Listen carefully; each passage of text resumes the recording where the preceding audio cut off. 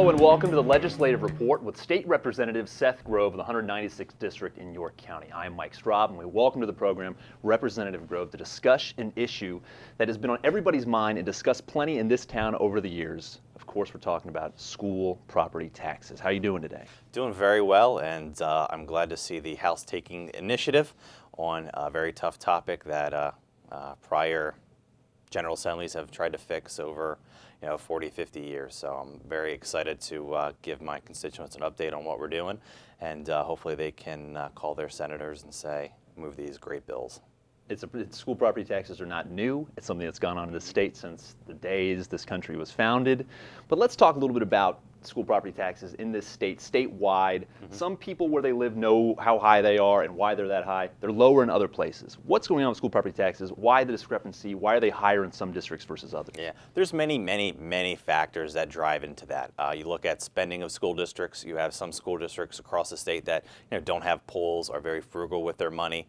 The school funding formula since 1991 has frozen student growth. So those areas like York County that have had growing populations have not gotten new dollars per new student. Obviously, students equals costs. The more students you have, the more rooms you need, the more employee costs are associated with that. So that's a factor in looking at it. Some school districts employ a higher earned income tax. Those school districts with a higher earned income tax that grows naturally with the economy reduces the burden on school districts raising money through the property tax. Because when you look at property taxes, there's three ways property taxes grow, the revenue coming from it. Number one, counties can do reassessments. In South Central Pennsylvania, our counties have been responsible, have done reassessments over the years. Other areas of the state, for 40 or 50 years, they have not done reassessments. So it really adds a lot of unfairness within their tax base. The other reason property taxes grow is if you take farmland and build something else on it to increase the assessed value of property. People improve their properties to increase the assessed value of them is another way you garnish more money. The third way, and the only way school districts have any control over gaining revenue, is through millage rate increases. And that's what we've seen to combat spending, districts deciding to spend more money in school funding issues, mandates coming down from the judiciary, federal government, et cetera, is really school districts using property taxes, increasing millage rates to gain more revenue throughout. So we really have a system. And number two, probably another reason too, is the General Assembly has stripped the ability of local governments to have different tax structures. And that's a key component, what we see in other states. A lot of people say, why can't we have low property taxes as, name a state, excluding New Jersey, New York, because they have the highest. And they have the highest because of this reason too. A lot of states employ different taxing options for local school districts. It was interesting, one of the editorials in one of the York newspapers highlighted a study by the Tax Foundation to show property tax as a percent of personal income. York was one of the highest. The lowest was a parish down in New Orleans. So I pulled up that parish to see where it was located at and see if they have other taxing options. Well, this parish is on the outskirts of New Orleans. It's a consolidated parish, so it was 4 or 5 parishes that decided to do a consolidated government structure. It's right on the coast, so they probably have a lot of tourists. They have a lot of commercial development outside a big city, so there's probably an affluent area. But they employ a 5% sales tax locally. Plus they have property taxes, and they really haven't raised property taxes in many years. So their economic base is a driver because they have a tourist area. They're not along a border of a different state and stuff like that. So it works well for those areas. You look at any other state, local governments can have personal property taxes, which is on your car, boats, ATVs, that kind of stuff. They have different income taxes. Ohio has a local sales tax option. So throughout the years, while states have added local taxing options for local governments, Pennsylvania has done the reverse, stripped them away. Look at New York and New Jersey, two of the highest property tax areas in the entire country. They don't have any other local taxing option for their local governments. And it comes down to either going to pay one way or the other. At least with the alternative tax structures we're proposing, there's inflationary increases built into it. As the economy grows, revenue grows without having to raise tax rates. And that's an important piece. And that's what we see in school districts with higher earned income taxes. That natural growth of the economy takes pressure off them where they don't need to raise property taxes for more revenue. They have that alternative source. And something to clarify as you're talking about this, and something that jumps out at me. You're thinking the school board's perspective right now. If they're in a pinch for whatever reason, the only thing they can really do as it stands right now is raise that millage rate on homeowners. Absolutely. That's their only source of revenue garnishment. And when you look at state government, I mean, we have income tax, we have sales tax, we have corporate stock and franchise tax, we have corporate net income tax, we have cigarette tax, we have liquor taxes. We have all these taxing options that give us the ability to raise revenue. If one's down, one might be up. So we have a broad-based tax structure that allows us to, out of all states with an income tax, we're the lowest. Sales tax, we're at the higher end at 6%. There's some with 7.25 I think is the highest, and that's California's. Corporate net income tax, unfortunately, we are the highest. We need to do something with that. You know, we're slowly phasing out the corporate stock and franchise tax on businesses to end that double taxation. Cigarette tax, we're in the middle. But we employ various taxes at various rates to bring us revenue. You know, we're not stuck on one. Imagine if the only taxing option we really had was personal income tax. And we had to keep raising that to get new revenue in and stuff like that. It just would not work. We wouldn't be able to manage our budgets very effectively. Something that jumps out at me too, when we're talking about going back to that parish in New Orleans, or outside New Orleans, because the city of New Orleans is famously terrible schools. But outside that parish found the local taxing options that worked best for them. The local power was able to design a plan for them, which leads us into this 4-bill package that your bill, House Bill 1189, kind of headlines. So you talk about this 4-bill package and what it's going to do for some folks. Yeah, looking at other states and looking at what has worked in Pennsylvania, we developed a broad package for local governments to decide how best to deal with property taxes at the local issue. And again, property tax is not a statewide issue, and I think we can highlight some votes the House has taken recently to reflect that once again. So what we did was build a package of local taxing options, things that are already in place.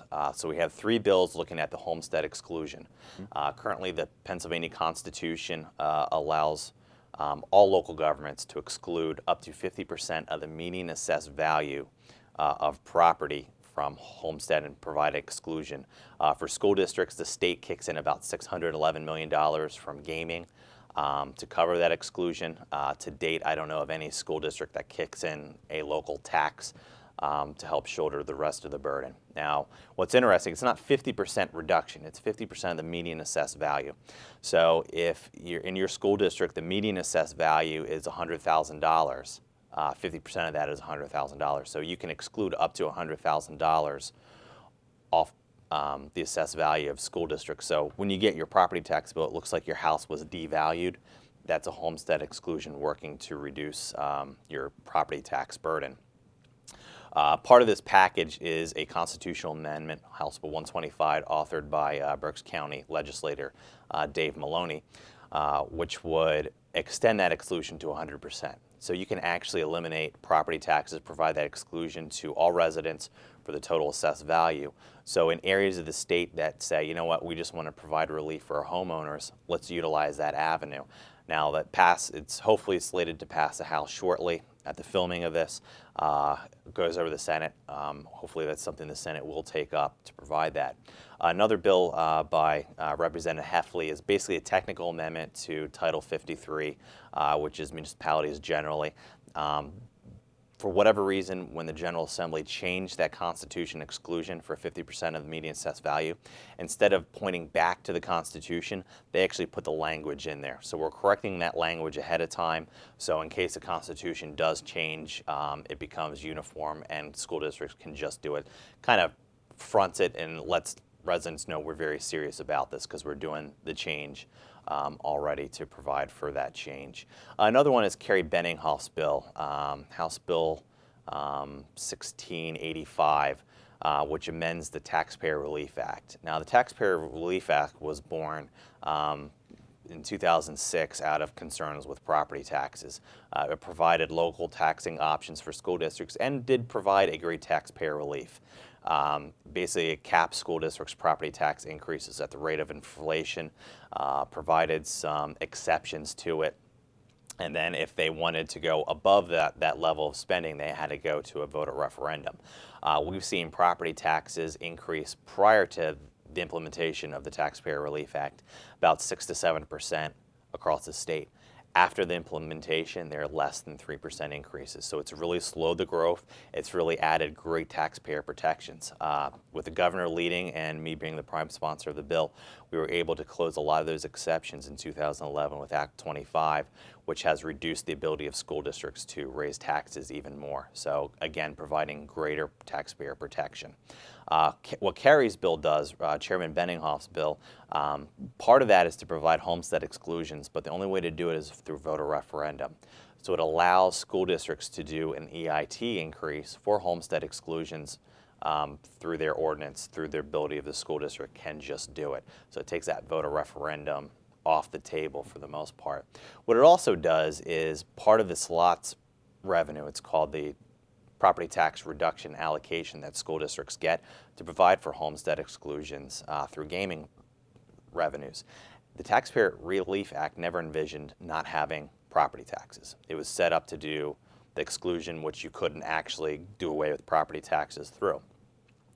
So in that, as an incentive, and this is unique for Pennsylvania, we're actually incentivizing school districts to do something instead of mandating it or adding costs to school districts. We say if you eliminate your school property taxes, if your millage rates hit 0, you can use your slot property tax reduction allocation for general government operations. That's about $520 million in new revenue for school districts to fund whatever they want to. So it's a huge incentive. It's millions of dollars to school districts that they can use to help balance their budget. And obviously the kicker with it is House Bill 1189, which I prime sponsored, also known as the Optional Property Tax Elimination Act. That bill gives tools, it provides elimination tax for school districts to, if they want to completely eliminate their school property taxes or reduce it. Now that elimination tax is locked in. If you implement it, that money can only go to reducing millage rates. So let's say a school district says, you know what, we're not in an area where elimination is big, but we want to reduce the burden on homeowners and property tax payers in general. So we're going to implement elimination tax, which has natural economic growth to it. So we set the rates and it's always going to grow. And that money can only go back to millage rate reductions. So you have 3 taxes growing with the economy, and it's going to continue to knock back property tax and millage rates. The elimination tax consists of earned income tax, which school districts already implement, they're familiar with, and then allows them to do a business privilege or mercantile tax, which are gross receipts on businesses.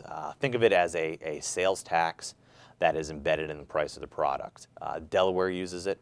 Delaware doesn't have a sales tax, and you see big signs, and everybody likes to go to Delaware because they don't, quote, have a sales tax. They have a gross receipts tax, so you're paying a tax whether you know it or not.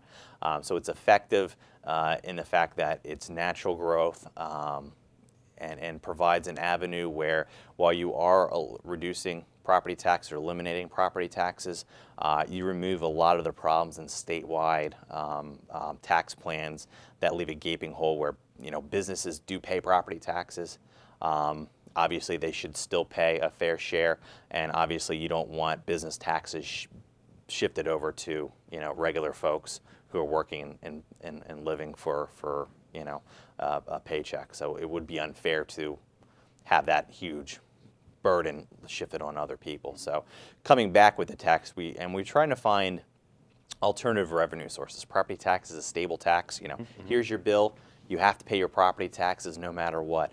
The elimination tax portion are stable taxes. Provides school districts with an alternative source of revenue that is stable. They will see increases year to year through inflationary increase that they're not getting with property taxes, and they're going to get a stable base. So I think it's a great benefit for school districts to do the switch. Obviously, in those areas that want full elimination, this is the first time that a state has provided an avenue. This state or any state in the entire country has provided an avenue to eliminate property taxes for school districts. So it's a huge step, and I think the residents should be very proud that the House took up an effort and moved this over to the Senate. It is currently in the Senate. Right, and it's also not the House or the Senate or the governor telling these school districts, here's what you must do, here's the way it has to fit your district. The power lies in individual communities, right? This is in the power of school boards to find what fits them best in their schools and their residents, right? Yep. We have a broad range of options we're giving school districts, from homestead exclusions to full elimination and everything in between. There isn't a single reason out there for school districts not to enact and relieve homeowners the burden, especially seniors who have seen increases in property taxes to the stem where on fixed incomes they're having a hard time funding their houses, living in their houses that they want to over the long term. Burdens on homeowners as well. And providing that economic growth is critical. It is a critical piece of how to transform our financing of education at the local level to actually provide inflationary increases where school districts don't have to go back and say, well, we have inflationary increases and we need to raise taxes just to cover that. So I think it'll be an effective long-term approach in addressing this. And it's worked in school districts that have high EIT rates. It's worked in every other state that employs more diverse taxing options, and we lock it down. The elimination tax, the shift can only go to millage rate reductions. So those protections for taxpayers are built into it. The critics out there to this plan say, I've been around my school board. I know what my school board is like. They're not going to change. They're not up for, we're giving them too much credit, potentially. That's what people who distrust their school boards say. So why are school boards going to go for this? Why are they going to say, this is what we've been waiting for. We are ready to make these changes? I think out of the options given, obviously, the statewide plans have never garnished support, and we can get into that later. It's a state issue in that we've never given school districts the tools. We've never given them the tools to do anything else except property taxes. I think there's some hesitation with school districts because they know property taxes. Change in Pennsylvania is very difficult. But at the end of the day, their residents in areas of the state are calling for a change in how we provide financing locally to school districts. We provided them ample tools, some strong tools to be able to deal with it. They're going to have to go back to their voters at some point because they're elected officials too. And generally, if you don't like your school board, they're up for re-election. Every other year there's going to be a school board election. If you don't like it, like any other elected official, run.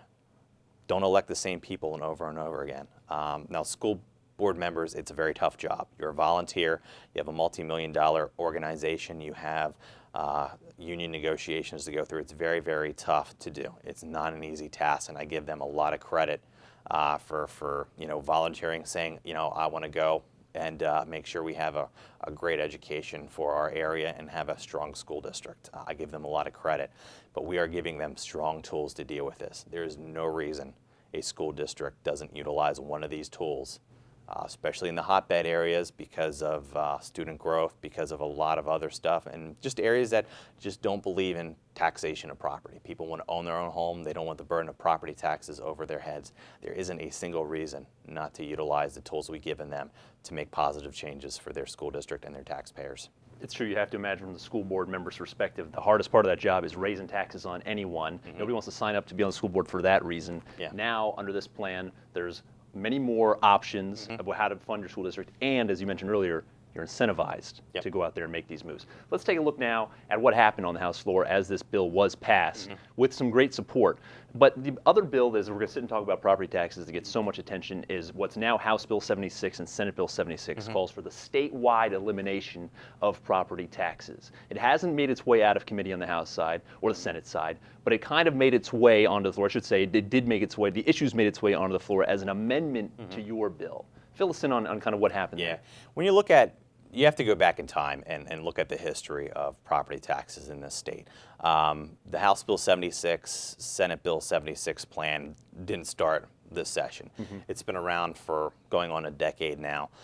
And members have yet been able to get the language right to sit down and go through the tax code to make it actually work and be fundamentally a bill that can pass into law and be functioning for tax collection, for clarity in how to collect it, and so forth. And throughout the years, we've seen this plan never actually passed committee. It's never moved out of any committee, House or Senate.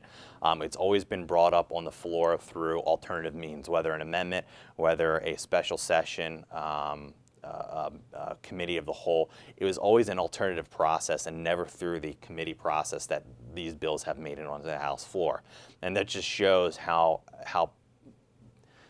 many issues there are in these bills. So sitting down and looking at the history of these statewide tax shifts and all the problems they have, from ensuring tax fairness, you're not providing loopholes to business corporations that pay millions of dollars in taxes across the state and shifting that burden on to wage earners.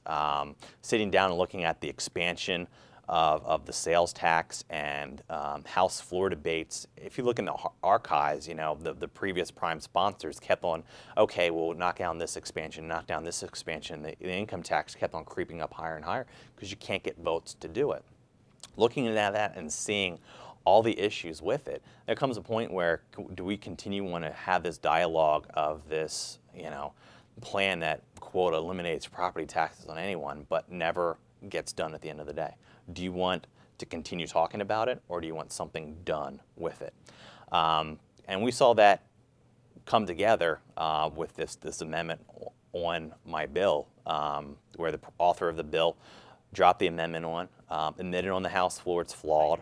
Unfortunately admitted didn't read it. Are those the kind of policies we want to enact and put into law? Obviously, personally, I think it was just filed to just stop my bill from moving any further, which is a shame, and not the correct process for obviously debating and motive for putting an amendment on a bill. And generally, I don't even think it was germane putting a statewide taxing bill on a local taxing bill. I just think it should have been removed automatically. But the reality is 59 members voted for it. A lot of members who, quote, sponsored the bill realized the multitude of problems with it, the fact that it is not a statewide issue. As a matter of fact, the member who initially filed the amendment after caucus removed his name. He didn't even want anything to do with it, and it ended up another member taking up the charge. And there was plenty of debate on the floor pointing out all the holes, all the problems. And number one, if you admit on the House floor that your amendment or bill doesn't work, wouldn't you take the time to fix it and correct it before it was even introduced? The amendment was filed on September 29th. There was a Department of Revenue report filed that came out, analysis of the bill, on June 17th. It is a big document, but pointed out about 5 pages of just tax issues that the prime sponsor had to deal with and make policy decisions and change. They never did that. For 2.5 months, never did that between when that report came out and when that amendment was filed. So how do you expect members to vote on a bill that after 10 years still has egregious errors built into it? It's a real shame, and I think did a lot of disservice to the General Assembly by forcing members to be put in that position, especially when the bill itself actually doesn't eliminate property taxes.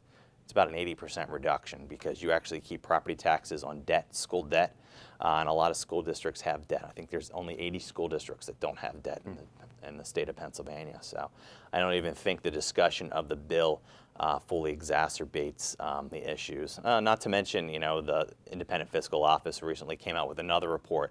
And this is the second Independent Fiscal Office report. The Realtors Association did reports on this thing. We've spent so much time and capital and state money into this thing, and it still doesn't work. They still haven't drafted it properly. After 10 years, if you can't get it right after 10 years, what's the point in doing it anymore?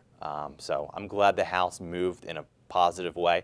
It was 149 votes for House Bill 1189 to move over the Senate. So I think it was a telling sign that says, we're tired of the statewide, we're tired of dealing with, flawed bills, and we want to move forward with something that does work, provide the options people are looking for in their local communities, and something that will be effective.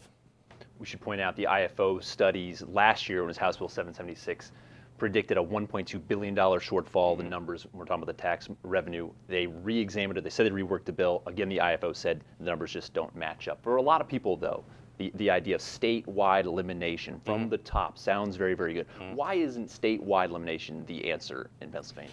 Basically, you're shifting collections back up to Harrisburg. As I started out back in 1991, when the school funding formula was changed, it created a lot of problems with funding to local school districts. Now you're taking, billions of dollars, $12 billion of local tax money that goes to fund your local schools, brings them up to Harrisburg. Where's a guarantee that that money is going to be rerouted back into your local school districts? I mean, even within House Bill 76, it says it creates the Equalize Education Stabilization Fund. It's an or statement. Either PIT or sales tax goes into that fund. It's not even a shall. So at any time, the Secretary of Revenue could say, you know what, we're going to keep sales tax in there. We're going to pull personal income tax out and use it for welfare spending. We can use it for whatever else. But there's nothing guaranteed long-term that says, A, that money is going to be used for education. Sales tax. Part of the sales tax used to be dedicated to education funding. The General Assembly rerouted that into the general fund. Every government entity has always rated reserve accounts when it needs money. And that's what's going to happen. Eventually, we're going to raid that account, and then we're going to reinstate local taxes at some point, whether it's property taxes, because remember, the bill doesn't actually get rid of property taxes. It keeps property taxes on a lot. So there's nothing to say. We're just going to say, you know what? Go back to property tax school districts, and we're going to use this money into the general fund. It's happened in the past. It's going to happen again. Why put ourselves in that predicament where our tax money, instead of going to fund our schools, gets rerouted to fund other areas? We see Philadelphia, they're $320 million short. We've been giving them tons of money. I would argue that they're sitting on $300 million of state funding that should be reallocated to our school districts because they lost that many students in over a decade span. How fair is that? And it doesn't fix the funding formula. School districts are just going to get a CPI increase, the lesser of sales tax or CPI. I find it interesting that during the down economy we saw negative sales tax revenues coming in, which means we have to, by law, under that bill, reduce spending for school districts and cut education funding. Is that a fair way to do it? I think people are looking for the silver bullet today that says we're going to fix all these issues like that, and it doesn't exist. Thank you, Representative Grove, for spending some time with us this morning on the legislative report. That does it. If you need any assistance with your state government matter, feel free to contact Representative Grove. His contact information will be on the screen in just a moment. Thanks for watching the Legislative Report with Representative Grove. I'm Mike Strock.